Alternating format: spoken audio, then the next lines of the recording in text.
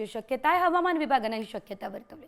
कोकण आणि पश्चिम महाराष्ट्राला ऑरेंज अलर्ट दिलेला आहे, तर उर्वरित राज्यासाठी येलो अलर्ट सुद्धा जारी करण्यात आलेला आहे।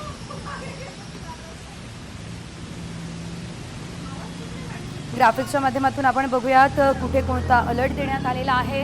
रायगड, रत्नागिरी, सिंधुदुर्गला ऑरेंज अलर्ट देण्यात आलेला आहे।